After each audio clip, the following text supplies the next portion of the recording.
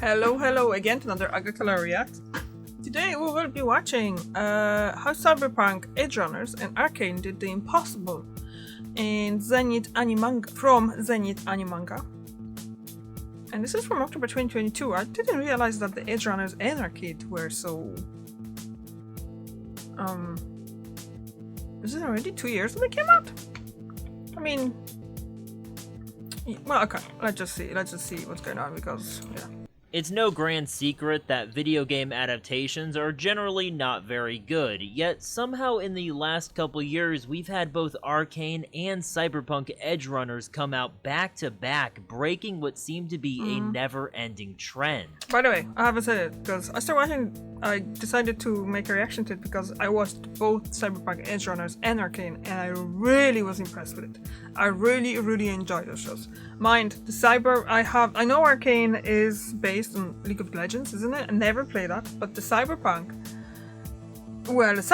comes from CDPR and that's the makers of Witcher 3, and Witcher 3 is my favorite game so far. I played it once, but I've spent hundreds of hours on it.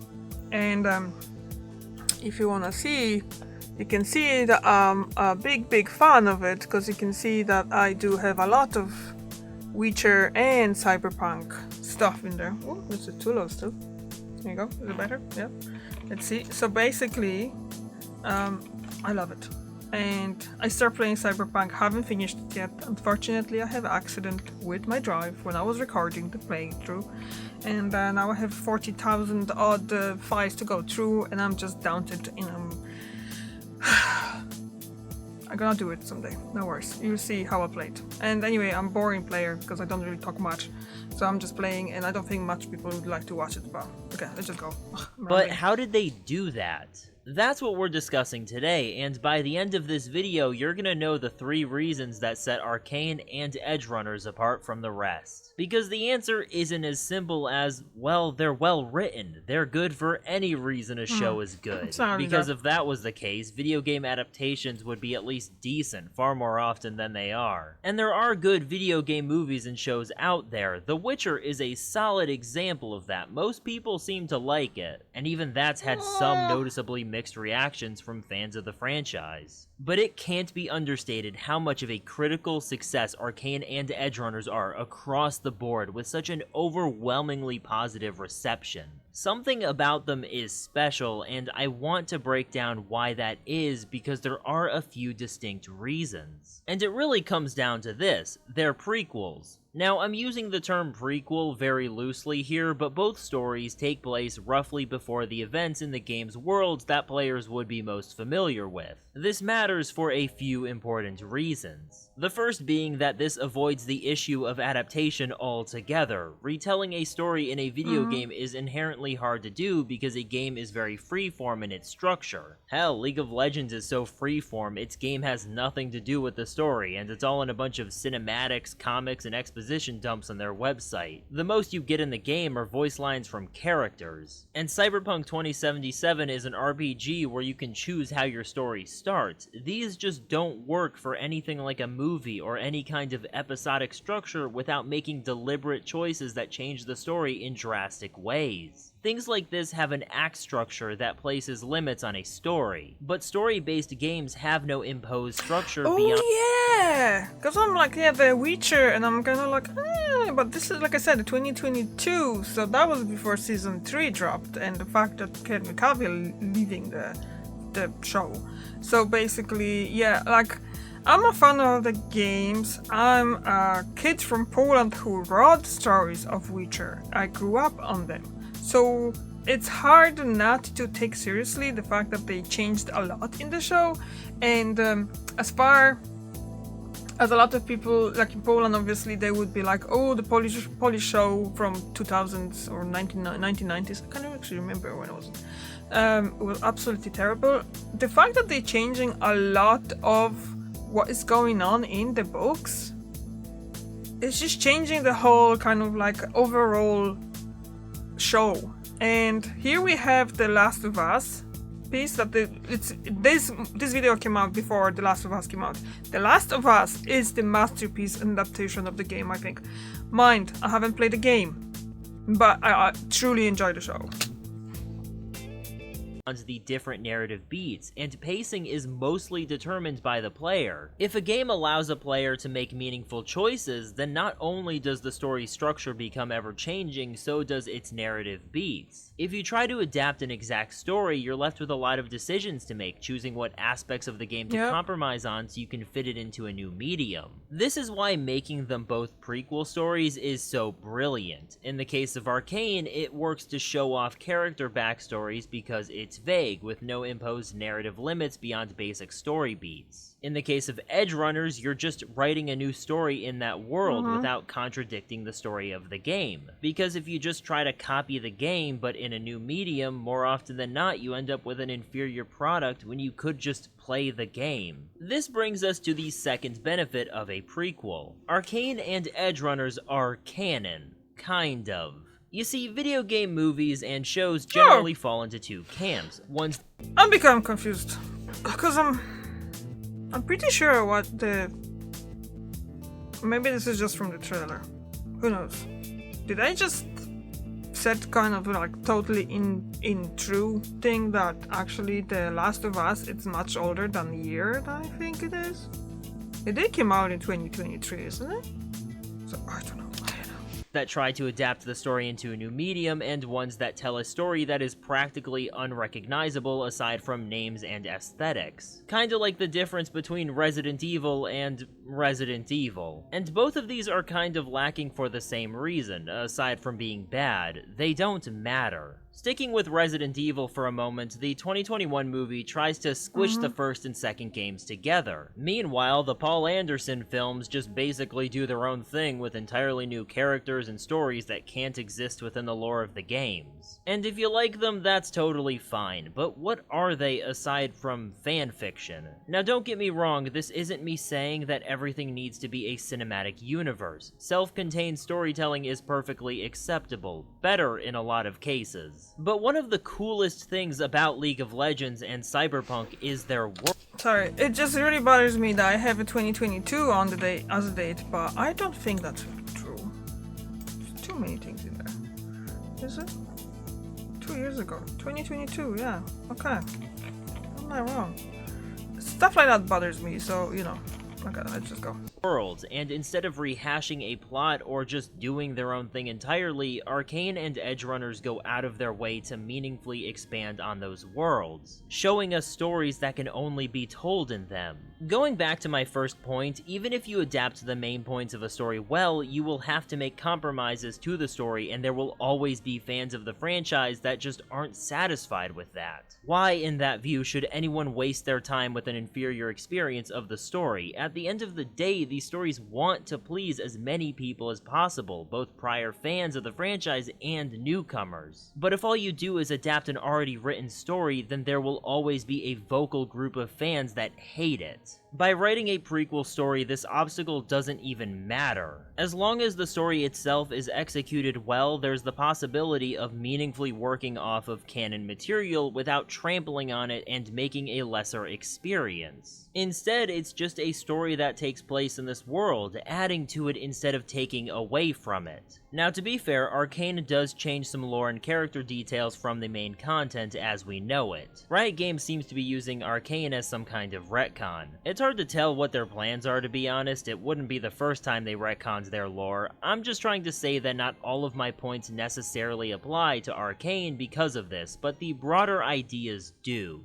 Anyway, looking at the larger picture, I cannot tell you how gratifying some of the stuff in Arcane was. Just seeing how all of these characters became who we know them as is so satisfying. Taking these blocks of text and in-game voice lines and turning it into an actual story, even if stuff is retconned. The attention to detail is really something else too, like taking the blue smoke tattoos that Jinx has, which were initially just a neat design choice, and making it a subtle point of characterization. Connecting it to the flare Vi gave her and implying that Jinx was always holding on to hope that Vi might come back. Stuff like that is why a prequel works so well. You can take these details that are purely superficial and expand upon them to make them actually meaningful. Arcane has tons of little details like this. And it's not alone. Edgerunners does a lot of neat stuff like that too. Night City is just such an interesting example of dystopian fiction, so being able to explore aspects of that world that aren't necessarily covered by the game is a unique opportunity. I think my favorite example of this is in the first episode when David's mom dies. It's a very classic trope, the MC's dead parent. But this show handles it incredibly well because she doesn't just die. She dies because of the excessive criminal violence in Night City purely as a bystander. She dies because she was overworked from trying to make ends meet, another facet of Night City. She dies because of her terrible insurance policy because she couldn't afford better. It's a death that highlights so many things wrong with the world of the game in such a chillingly casual way. And yeah, this is just the deep story details. On another level, it also just provides the opportunity to have fun with it. In the case of Arcane, I love the vague references to the Rune Wars. I love seeing Ryze be crazy powerful. Like I said, I didn't play League of Legends, so I don't know what is going on, but I really enjoyed the Arcane